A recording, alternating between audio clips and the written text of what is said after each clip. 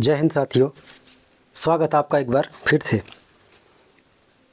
The ideal hub के इस YouTube channel पर। और हम लोगों ने साथियों इससे पिछले वीडियो में हिस्ट्री की शुरुआत करी और उसके इंट्रोडक्शन वाले पार्ट को भी देखा। और आज उस कार्यक्रम को आगे बढ़ाते हुए जो पहला अध्याय है उसको शुरू करेंगे। तो हम लोग क्या पढ़ने वाले हैं? Indian history. और इस इंडियन हिस्ट्री में साथियों क्या पढ़ने वाले हैं? Ancient India. और फिर इस एंसेंट इंडिया में जो आपका पहला अध्याय है, फर्स्ट चैप्टर है, वो क्या है? द स्टोरी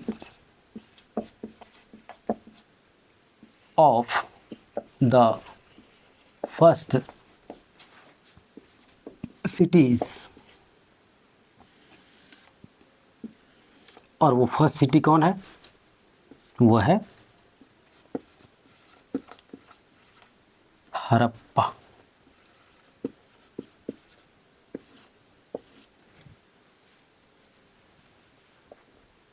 आर्कियोलॉजी यानी हड़प्पा पुरातत्व। The story of the first cities यानी जो प्रथम नगर है, प्रथम नगर की हम लोग क्या पढ़ने वाले हैं? कहानी। और उस प्रथम नगर में हम लोग बात किसकी करने वाले हैं? हड़प्पा की।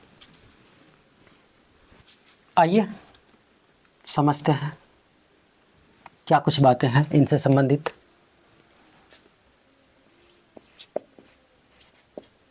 हड़प्पा सभ्यता।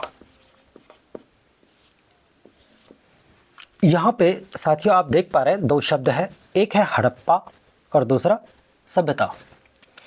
अंग्रेजी में अगर इसको कहा जाए तो क्या हो जाएगा? ये हड़प्पन सिविलाइजेशन। ये हड़प्पा तो नाम है, जगह का नाम है, लेकिन जो सिविलाइजेशन है ये क्या है इसको पहले समझते हैं। देखिए, एक स्थान ए है, ये दूसरा स्थान बी है। यहाँ भी लोग रहते हैं, यहाँ भी लोग रहते हैं। इन लोगों का जो रहन सहन है, इन लोगों का जो खान पान है, एक दूसरे से, यहाँ के जो लोग हैं एक दूसरे से किसी को कोई मतलब नहीं है, कोई व्यवस्था नहीं है, ना ही किसी तरह की जो संगठन होनी चाहिए वो संगठन है। मतलब जिसको जैसे जीना है जियो, खाना है खाओ, पीना है पियो, एक दूसरे से किसी को कोई मतलब नहीं। लेकिन जो यहाँ के लोग हैं ना साथियों, यहाँ पे क्या है? एक सामाजिक संगठन है। इस सामाजिक संगठन के माध्यम से क्या हो रहा है? जो समाज का विकास तो होगा, साथ ही साथ वहाँ पे क्या होगा? कानून व्यवस्था। आज के तरह भले ही कानून व्यवस्था ना हो, लेकिन अपना जो उनका जो समाज था उसमें उनके हिसाब से कुछ ना कुछ कानून व्यवस्थाएं हों। तो ऐसे ढांचे को हम लोग क्या कहेंगे? सभ्यता। तो यहाँ से आप देख सकते हैं सभ्यता का अगर आप डेफिनेशन देना चाहे तो दे सकते हैं कि समाज का एक क्या है? संगठन है। और कैसा संगठन? The organization of society in which क्या, जहाँ पर क्या हो? जहाँ पर क्या हो साथियों? कानून व्यवस्था रूल ऑफ लॉ, इसके अलावा जो विकास की पद्धति हो, और फिर आप कह सकते हैं एक खास तरह की क्या हो, संरचना हो, मतलब समाज की एक बनावट हो।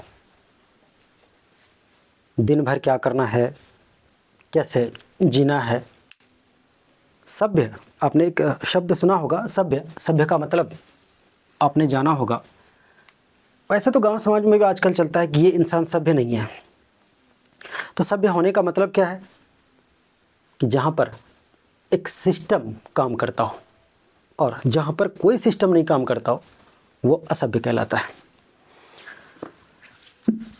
जो सभ्यता है, उस सभ्यता का क्या नाम है साथियों? हड़प्पा। हम लोग जिसको पढ़ने वाले हैं उस सभ्यता का क्या नाम है? हड़प्पा। और ये जो हड़प्पा सभ्यता है, इसको दूसरी भाषा में हम लोग क्या कहते हैं? या तो हड़प्पा कहिए या फिर क्या कहिए, सिंधु घाटी सभ्यता।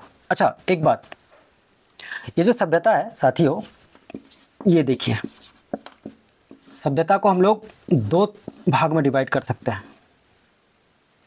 एक तो ग्रामीण सभ्यता, अंग्रेजी में इसको क्या बोलेंगे? रूरल सभ्यता, सिविलाइजेशन। और दूसरा क्या? नगरीय सभ्यता। इस नगरीय सभ्यता को अंग्रेजी में क्या कहेंगे? Urban civilisation. और जो ग्रामीण सभ्यता है, इसका सबसे बेहतरीन एग्जाम्पल में से एक एग्जाम्पल आपका वैदिक सभ्यता माना जाता है।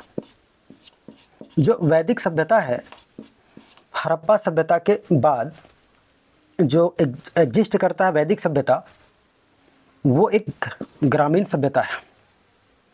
इसकी खासियत क्या है, मतलब विशेषता क्या है, कैरेक्टरिस्टिक्स क्या है? तो यहाँ पर लगभग 70 to 75%, 70 से 75% लोग क्या करेंगे? एग्रीकल्चर, मतलब कृषि कार्य। बाकी जो 25 से 30% लोग होंगे वो अलग कार्य करेंगे, जैसे व्यवसाय या सेवा सेक्टर में काम करेंगे। लेकिन उसी के विपरीत जो आपका अर्बन सिविलाइजेशन है साथियों, यहाँ पे क्या होगा? यहाँ पे होगा कि जो टोटल पॉपुलेशन है, कुल जनसंख्या है, उसका 70 to 75% जो पॉपुलेशन है वो या तो बिजनेस करेगा या फिर अदर किसी कार्य में। कहने का मतलब गैर कृषि कार्य, गैर कृषि कार्य में कितने लोग? 100 में से 75 लोग या 70 लोग अगर गैर कृषि कार्य कर रहे होते हैं तो उसको हम लोग नगर की संज्ञा दे सकते हैं। और जहाँ पे ऐसी सभ्यता डेवलप्ड है, हम लोग उसको क्या कहेंगे? नगरीय सभ्यता। ऐसा नहीं है कि नगरीय सभ्यता में कृषि कार्य नहीं होता, होता है। अगर कृषि कार्य ही ना हो तो फिर बिजनेस कहाँ से होगा? क्योंकि बिजनेस करने के लिए जीना ज़रूरी है, और जीने के लिए खाना ज़रूरी है, और खाने के लिए उपजाना ज़रूरी है, और उपजाना ही तो क्या है साथियों? कृषि है। और जो आपका हड़प्पा सभ्यता है, ये हड़प्पा सभ्यता, जो हड़प्पा है साथियों, इसको क्या कहा जाता है? फर्स्ट अर्बन सिविलाइजेशन, यानी प्रथम क्या? नगरीय सभ्यता। इस बात का ध्यान रखें। और मैंने पिछले वीडियो में आपको बताया है ये कौन से काल में एग्जिस्ट करती है।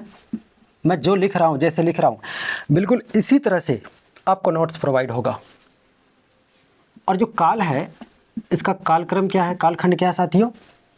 प्रोटो हिस्टोरिक पीरियड में क्या करता है, ये एग्जिस्ट करता है।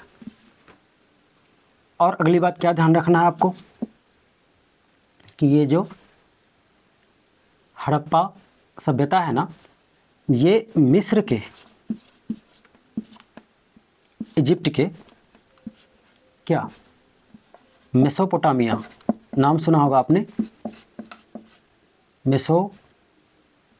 हिंदी यार,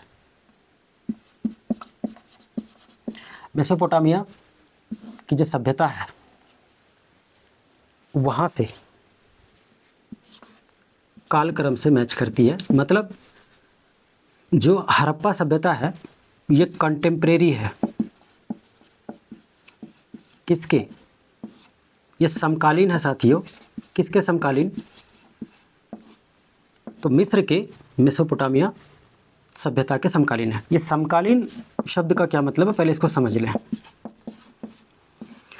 जैसे कोई एक स्थल है, ये भी कोई एक स्थल है, लगभग सेम एज के, एक ही एज में, एक ही काल में अगर दोनों चीज़ें एग्जिस्ट करती है तो उसको क्या बोला जाएगा? समकालीन। नहीं समझे? जैसे एक व्यक्ति का जन्म हुआ 2020 में और एक व्यक्ति का जन्म हुआ 2050 में। इसकी डेथ हो गई कब? 2000 कितना साल जिएगा? 80 में। और इसकी जो डेथ हुई मान लीजिए 2120 में। जन्म भले ही एक ही वर्ष ना हो, लेकिन कहीं ना कहीं आकर के किसी ना किसी लेवल पर 2020 से लेकर 2080 तक का सफ़र तय किया, 2050 से 2120 तक का सफ़र तय किया। इसका मतलब ये भी कभी ना कभी 2080 से होके गुजरे होंगे। तो ये दोनों, जिनका जन्म, एक का जन्म 2020 में, दूसरे का जन्म 2050 में, दोनों ही 2080 से होकर के पार किए होंगे, या 2070 से होकर पार किए होंगे, 2060 से होकर पार किए होंगे। तो ऐसे दो व्यक्ति को हम लोग, ऐसी दो चीज़ों को, ऐसे दो स्थानों को, ऐसी दो सभ्यताओं को हम लोग क्या कहेंगे? समकालीन कहेंगे। मुझे लगता है समकालीन वर्ड आपके समझ में आ गया होगा और अच्छे से आ गया होगा। और दूसरी बात, जो हड़प्पा सभ्यता है इसमें क्या क्या ध्यान रखना है? ये तो एक तो प्रथम नगरीय सभ्यता है। दूसरी बात, ये आद्य ऐतिहासिक काल में एग्जिस्ट करता है। और तीसरी बात, ये मेसोपोटामिया के समकालीन रह चुके हैं। और अगर इसके नाम के संदर्भ में कि आखिर नामकरण क्यों, इसको हड़प्पा सभ्यता क्यों कहते हैं, तो नामकरण में अगर देखें तो इसको क्या क्या नाम से जानते हैं हम लोग? एक तो हड़प्पा सभ्यता, या फिर इसी का दूसरा नाम क्या है? सिंधु घाटी सभ्यता। सिंधु घाटी सभ्यता। हड़प्पा सभ्यता और सिंधु घाटी सभ्यता, देखिए साथियों, हुआ क्या था कि जो पहली बार खोजा गया स्थल था, खोज जब शुरू हुई, कैसे कैसे हुई बता रहा हूँ अभी। तो पहला जो साइट था, पहला जो स्थल था, पहला खोजा जाने वाला जो स्थल था, ये क्या था? उसका नाम था हड़प्पा। इसीलिए उनके नाम पर क्या पड़ा? इस स्थल का जो नाम पड़ा वो, इस सभ्यता का जो नाम पड़ा हड़प्पा सभ्यता नाम पड़ा। और चूंकि ये जो हड़प्पा सभ्यता एग्जिस्ट करती है कहाँ पर, जो सिंधु नदी है, एक तो सिंधु नदी और उसकी जो ट्रिब्यूटरी है उन्हीं के आसपास।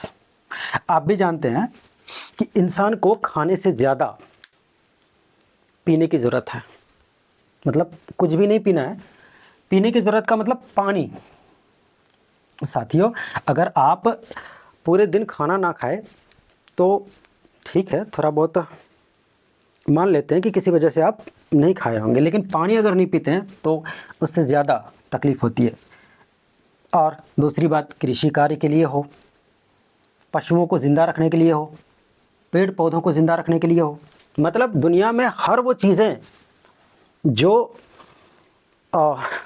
ज़िंदा है, मतलब जीवन निर्वाह कर रहा है, तो उसके लिए सबसे बेहद ज़रूरी चीज़ क्या है, हवा और पानी।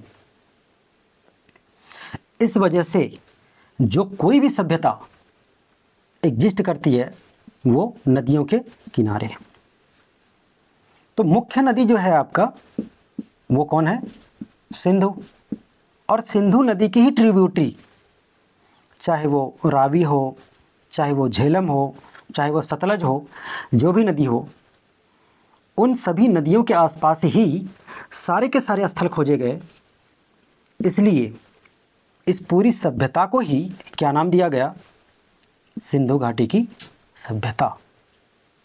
हड़प्पा किसके आधार पर, पहले खोजे गए स्थल के आधार पर। सिंधु घाटी क्यों, क्योंकि सिंधु नदी की सहायक नदियों के आसपास और सिंधु नदी के आसपास सभी स्थलों की लगभग खोज की गई, जिसके वजह से इनका नाम क्या पड़ा, सिंधु घाटी सभ्यता। अब बात करते हैं कि इसकी खोज कैसे हुई। साथियों, इसके खोज की बात कर लेते हैं कि आखिर खोजा कैसे गया। ये कहानी थोड़ी सी लंबी और रोमांचक है, एकदम ध्यान से सुनिएगा। आप भी जानते हैं कि भारत में जो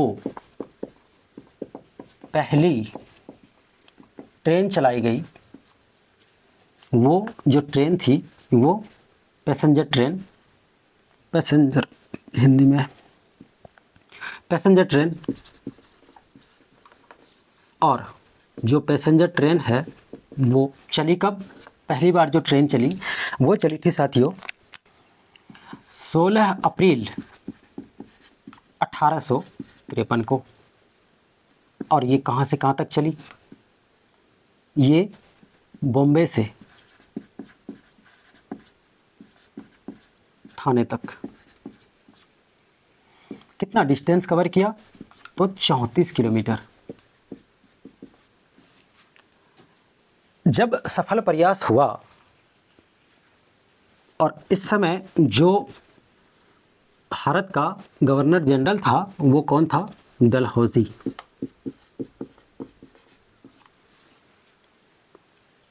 अगर दो चार अंग्रेजी गवर्नर या वायसराय का नाम लिया जाए, या फिर सबसे ज़्यादा ही बेकार गवर्नर जनरल का नाम लिया जाए, तो उनमें से एक कौन है, लॉर्ड डलहौजी। क्यों है, इसकी कहानी भी हम लोग बड़ी विस्तार से पढ़ने वाले हैं। बहरहाल, जब सफल प्रयास हुआ 16 अप्रैल 1853 को पहली बार रेल चलाई गई, तो अब ये सोचा गया कि क्यों ना रेलवे ट्रैक बिछाया जाए। और रेलवे ट्रैक बिछाने की जब बात हुई, वो कहाँ से कहाँ तक, लाहौर से लेकर कराची तक। और लाहौर से लेकर कराची तक जब ट्रेन बिछाई जाएंगी, तो ऐसे में क्या होगा, जो माउंड ऑफ सॉइल है, माउंड ऑफ सॉइल का मतलब मिट्टी का टीला। इस मिट्टी के टीले को आप ही सोचो, क्या समतल नहीं किया जाएगा, करना तो पड़ेगा। इस मिट्टी के टीले को जब काटा जा रहा था, समतल किया जा रहा था,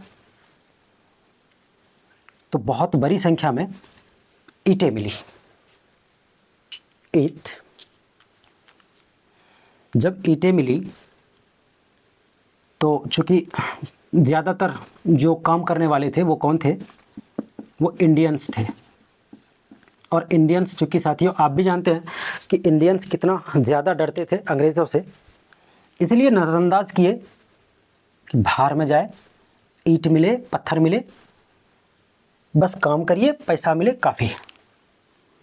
लेकिन जब ईंटों की संख्या कुछ ज़्यादा ही मिलने लगी तो इंडियंस ने सोचा, मतलब हमारे जो इंडियन मज़दूर थे, इन्होंने सोचा चलिए चलते हैं डलहौजी के पास, शायद वो खुशी से हम लोग को इनाम देंगे। लेकिन जब इंडियंस डलहौजी के पास गए तो ये बड़े ही क्रूर किस्म के इंसान थे डलहौजी। इन्होंने इंडियंस को काफ़ी डांटा। मतलब आज अगर इसकी तुलना आप करें तो बिल्कुल वैसे ही जैसे जो गब्बर है, उन्होंने कहा था, क्या सोचे थे,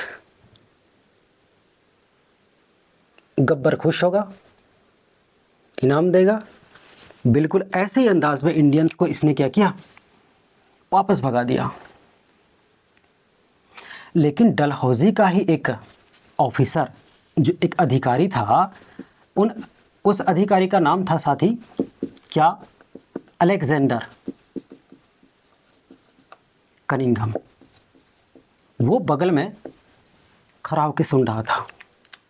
और ये जो अलेक्जेंडर कनिंघम है, ये ऑफिसर के साथ साथ एक आर्कियोलॉजिस्ट भी थे। मतलब पुरातत्वविद। जब ये सुना कि ऐसी ऐसी बात है, इन्होंने थोड़ी बहुत दिलचस्पी तो दिखाई, लेकिन ये भी जानते थे कि ये कितना बड़ा नालायक आदमी है डलहौजी, इसलिए ज़्यादा कुछ ना किए। और 1956 में जब वो डलहौजी वापस गए तो उनके स्थान पर अगला जो गवर्नर जनरल बनकर के आया, वो आया कौन, लॉर्ड कैनिंग। और लॉर्ड कैनिंग जब आया तो इनसे काफ़ी उम्मीदें थी कि जब कैनिंग आएगा तो बिल्कुल ही जो शाहरुख खान के ससुर जी हैं, उनके तरह क्या कहेंगे कि जा कैनिंग जा, जी ले अपनी ज़िंदगी। लेकिन बिल्कुल वैसा ही हुआ। इन्होंने क्या किया, इन्होंने अलेक्जेंडर कनिंघम के कहने पर, अलेक्जेंडर कनिंघम ने इनसे कहा कि हमें क्या करना चाहिए, इन सारी चीज़ों पर रिसर्च करना चाहिए। इनके कहने पर क्या हुआ, 1861 में एएसआई की स्थापना करी। एएसआई मतलब archaeological survey of India. Archaeological survey of India, भारतीय पुरातत्व विभाग की स्थापना करी। और जब भारतीय पुरातत्व विभाग की स्थापना की तो उसके बाद क्या हुआ, उसके बाद खोज शुरू हुई। और जब इन्होंने खोज प्रारंभ करी तो बहुत सी चीज़ें खोजी। क्या, जैसे ईंटें,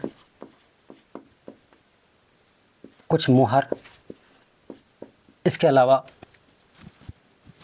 एक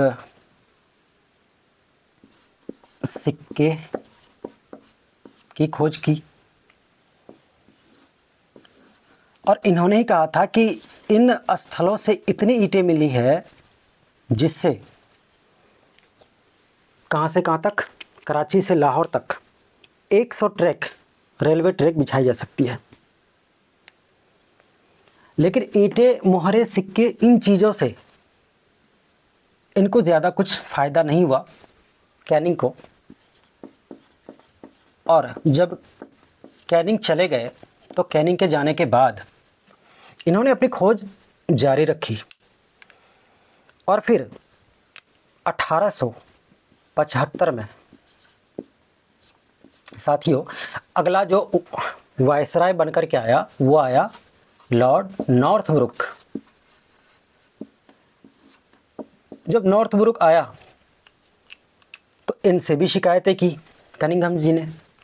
इन्होंने कहा कि मुझे ऐसे काम करने में मज़ा नहीं आ रहा है, ऐसा कीजिए मेरी पदोन्नति कर दीजिए, मतलब प्रमोशन कर दीजिए। तो प्रमोशन करते हुए नॉर्थब्रुक ने क्या किया, 1875 में ही उनको क्या बना दिया, डायरेक्टर जनरल। क्या चीज़ का? तो मैंने आपको बताया था कि जो एएसआई है, एएसआई का क्या बना दिया गया, डायरेक्टर जनरल, जिसकी स्थापना उन्हीं के कहने पे करवाई गई थी। फिर भी इनसे कुछ ना हो सका, फिर भी ये किसी भी निष्कर्ष तक ना पहुंच सके। इनके जाने के बाद 1877 में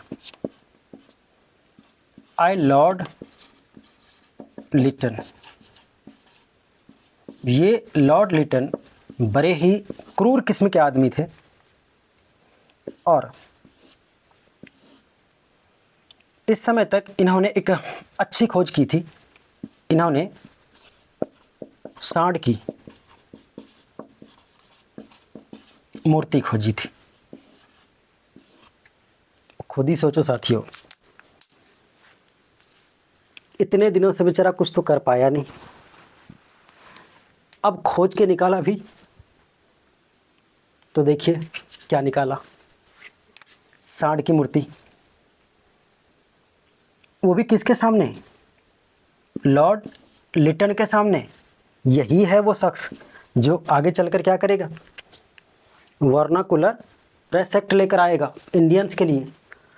अपनी तारीफ अगर किसी ने लिखा तो ठीक है, अगर इनकी तौहीन किसी ने करी तो उस अखबार को बंद कर दिया। ऐसे थे और इनके सामने खोज किया है सांड की मूर्ति की। तो लॉर्ड लिटन ने इनसे एक ही बात कही कि देख भाई, तुमसे कुछ हो नहीं पाएगा, फालतू में मेरा समय खराब करो मत, तुम वापस लौट जाओ। और उनको वापस भेज दिया गया। कब? 1878 में। लेकिन चूंकि पहली बार खोज प्रारंभ किया किसने, कनिंघम साहब ने, इसीलिए कनिंघम को ही क्या कहा जाता है, फादर ऑफ इंडियन आर्कियोलॉजी, मतलब भारतीय पुरातत्व के पिता। इन्होंने क्या खोजा, इन्होंने जो कुछ खोजा उनसे बहुत ज़्यादा अनुमान नहीं लगाया जा सका, लेकिन इन्होंने आखिरी समय तक अपना प्रयास किया। और जब ये चले गए 1878 में, जब चले गए तो उनके जाने के बाद से लेकर के 1905 तक लगभग चीज़ें वैसी की वैसी ही रह गई जैसे वो छोड़ के गए थे। और आप भी जानते हैं कि भारत का सबसे बदनाम वायसराय, वायसराय क्या, अगर उसको वायरस भी कहें तो ज़्यादा अच्छा है, कौन, लॉर्ड कर्जन। ये 1905 में क्या बन कर के आए, वायसराय। और जब ये वायसराय बन कर के आए तो इन्होंने जब पिछली कहानियाँ सुनी तो इनको थोड़ा इंटरेस्टिंग लगा कि क्यों ना फिर से उसकी एक बार खोज प्रारंभ की जाए। और जब खोज प्रारंभ करी गई साथियों, तो उसके लिए क्या हुआ देखिए, इन्होंने क्या किया, इन्होंने एक बार फिर दोबारा से जो भारतीय पुरातत्व विभाग है उसको क्या किया गया, दोबारा से स्थापित किया, रीऑर्गेनाइज किया। क्या चीज़ का, एएसआई का। और रीऑर्गेनाइज करके उसका एक हेडक्वार्टर बनाया। और जो हेडक्वार्टर था वो कहाँ बनाया, किसको बनाया, तो याद रखें कलकत्ता, आज का कोलकाता, उस समय का कलकत्ता, जो म्यूज़ियम था, यानी जो कलकत्ता संग्रहालय था, इसको क्या बनाया, हेडक्वार्टर बनाया। और इनके जो पहले अध्यक्ष बने, जो फर्स्ट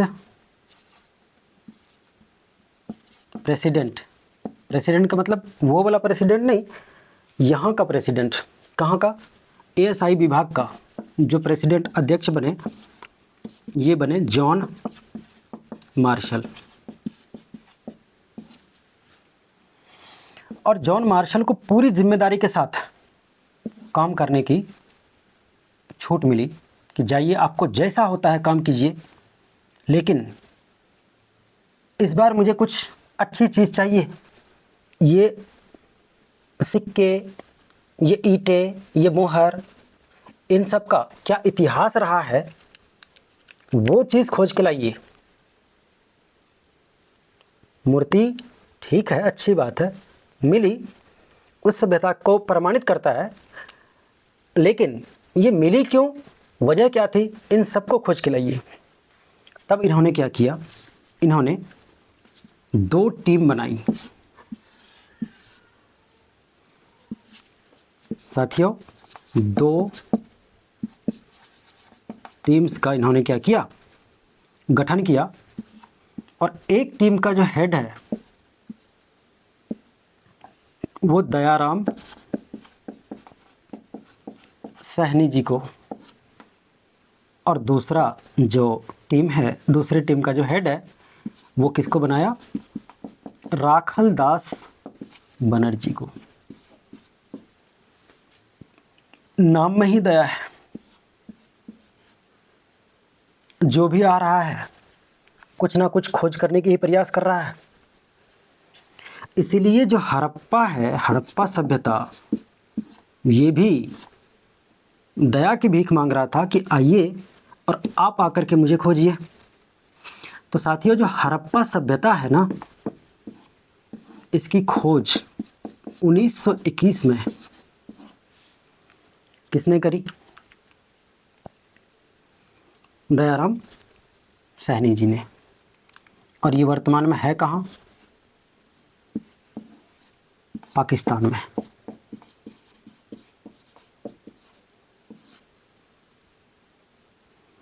उसके एक साल बाद 1922 में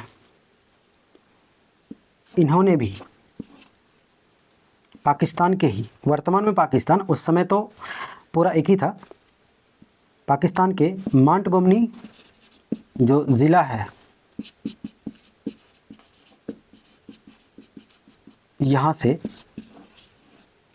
क्या निकाला, क्या खोज कर निकाला, तो वो था आपका मोहन जोदारो या मोहनजोदड़ो। हड़प्पा और मोहनजोदड़ो, जब दोनों के अवशेषों पर, अरे हद है यार, क्या की गई, खोज करी गई,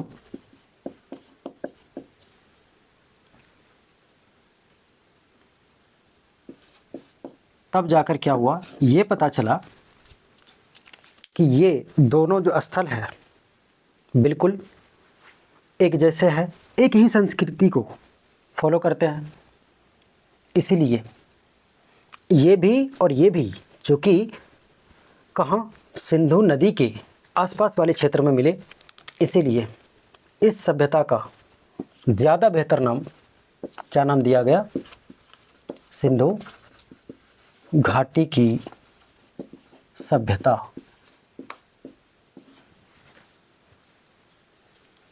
इसके अलावा भी बहुत से ऐसे स्थल हैं जिनकी खोज हुई, लेकिन चूंकि समय काफ़ी ज़्यादा हो चुका है साथियों, तो इसलिए मैं आपसे विदा लेना चाहूँगा। और ये जितनी सारी चीज़ें मैंने लिखी है, इन सबको एक बेहतरीन नोट्स के तौर पर मैं आपको प्रोवाइड करने वाला हूँ, और उसका जो लिंक है मैं आपको डिस्क्रिप्शन में दे दूँगा। तब तक के लिए खुश रहिए। जय हिंद।